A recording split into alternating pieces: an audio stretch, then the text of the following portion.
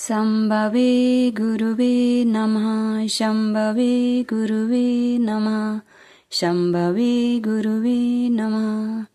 प्रणाम करती हूँ अपने जगत गुरु शिव गुरु के चरणों में। माँ भवानी के चरणों में मेरा प्रणाम स्वीकारो। प्रणाम करती हूँ साफ दीदी के चरणों में मेरा प्रणाम स्वीकारो। प्रणाम करती हूँ आप सभी गुरु भाई बहनों के चरणों में मेरा प्रणाम स्वीकारो।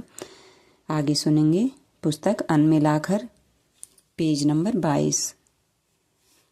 जैसे जैसे दीपावली नज़दीक आती है, वक्त अपने आप को संवारता है। हरेंद्रानंद के लिए यह विशेष था। प्रकृति ने इस दिवस को संजो कर रखा जो था उनके जन्मदिन के लिए। 17-18 साल पहले कार्तिक कृष्ण पक्ष चतुर्दशी के दिन परमात्मा ने हमें ऐसा दीपक दिया जिसने आने वाले समय में मानव सृष्टि को अंधकार से खींचकर प्रकाश पुंज की ओर धकेला। देखिए, रोशनी का यह त्योहार आज हमारे मन को प्रकाशित किए हुए हैं। सूरज आकाश के माथे पर चमक रहा था। स्त्री पुरुषों का झुंड गंगा स्नान के लिए जा रहा था। सुबह की स्वच्छ हवा के साथ किरणें झरोके से अंदर आ रही थी। अलसाई नजरों से घड़ी देखा तो सुबह के 8 बज रहे थे। नीचे से माँ की आवाज आई, उठो जल्दी मंदिर जाना है, आज जन्मदिन है। इस खास मौके पर घर में जाने कब से चले आ रहे अनुष्ठानिक लोकाचार के नियमों को तो हरेंद्र बचपन से ही नहीं मानते थे। इसके लिए माँ अगर झुंझलाती या डांटती तो थोड़ा ना नकुर करने के बाद और बाबूजी के दबाव के कारण भी तैयार हो जाते। माँ के साथ काली मंदिर गए।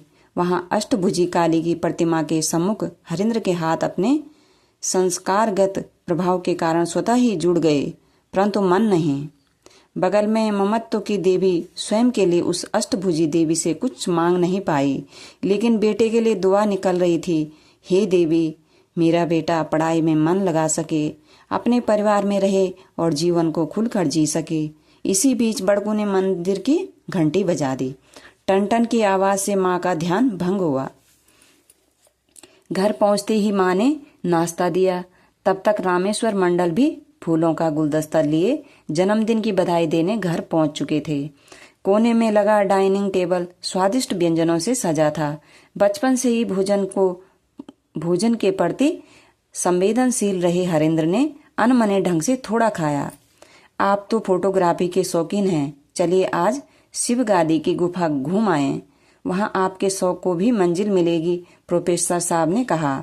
चहल पहल से सजे बाजार और वाहनों की आवाजाही के बीच गुजरते हुए दोनों बस पड़ाव पहुंचे। बरहेट चिल्लाता हुआ बस का कंडक्टर नजदीक पहुंचा।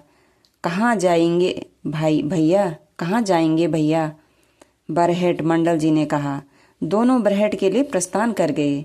राजमहल की लंबी पर्वत श्रृंखलाओं की सरपीली सड़कों पर सरपट दौड़ती घने जंगलों को चीरती हुई बस बरहेट की ओर बढ़ी जा रही थी। मनुष्य मननशील प्राणी है। उसका मस्तिष्क अन्य प्राणियों की अपेक्षा अधिक उत्कृष्ट है। चिंतनशीलता उसकी सबसे बड़ी शक्ति है। मानव से इतर प्राणियों ने स्वयं को प्रकृति के अनुरूप ढाला है। मनुष्य प्रकृति का दास नहीं, अपितु उसका विजेता होना चाहता है। इसने नित्य नई नई खोजों और आविष्कारों की बदौलत अपनी कल्पना और कर्म दोनों में सामंजस्य स्थापित कर अपनी इस विजय यात्रा को संभव बनाया है।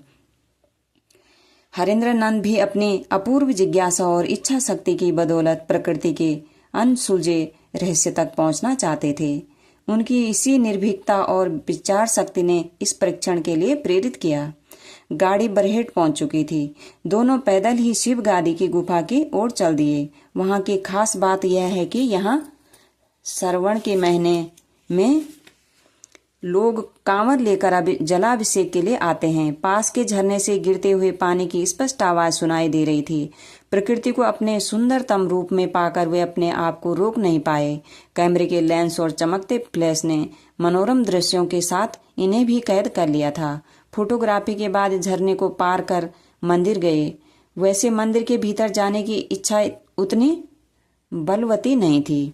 शिवलिंग का दर्शन कर बाहर आए तो देखा मंदिर की सीढ़ियों पर बैठा एक साधु रुद्राष्टक का पाठ कर रहा था। यह जीवन की गूंज है, मानवीय सत्य और सौंदर्य की गूंज। यही तो शिव की गूंज है। इसी सत्य और सौंदर्य की प्रतीति तो चाहते थे हरेंद्र। मानवीय अस्तित्व और चेतना के वास्तविक स्वरूप और सत्य की व्याप्ति। लेकिन शिव है कहाँ?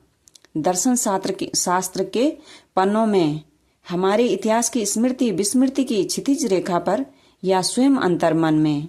अब तक तो अनभिज्ञ थे उससे, किंतु पूजा पाठ आराधना उपासना तीर्थाटन के परिणामों से अनभिज्ञ नहीं रहे थे। उस साधु के पास गए और रुद्राष्टक पर बहस छेड़ दी। काफी देर के तर्क वितर्क के बाद ज्यादा बढ़ती देख रामेश्वर मंडल ने मंदिर की ओर इशारा करते हुए कहा, मैं जब साहिबगंज आया था तो अक्सर इसी मंदिर में पूजा अर्चना करने आता था। उनका परिवार शैव था। उनके यहाँ न केवल शैव उपासना होती थी बल्कि शैव दर्शन के चिंतन की एक बदमूल परंपरा भी थी। इसी प्रेरणा से उन्होंने दर्शन शास्त्र को अपने अध्ययन का विषय भी चुना था। दिन ढल रहा था। शाम की धूसर परछाइयां जंगल के पेड़ों और पत्तों पर थक कर विश्राम करने लगी। पंछी कलरव करते अपने घोंसलों की ओर लौट रहे थे। अंधेरा होने के पूर्व दोनों शहर लौट आए। अपने गुरु सहित साप दीदी के चरणों में प्रणाम। आप सभी गुरु भाई बहनों के चरणों में मेरा प्रणाम स्वीकार हो। आज के लिए इतना ही। इससे आगे कल सुनेंगे।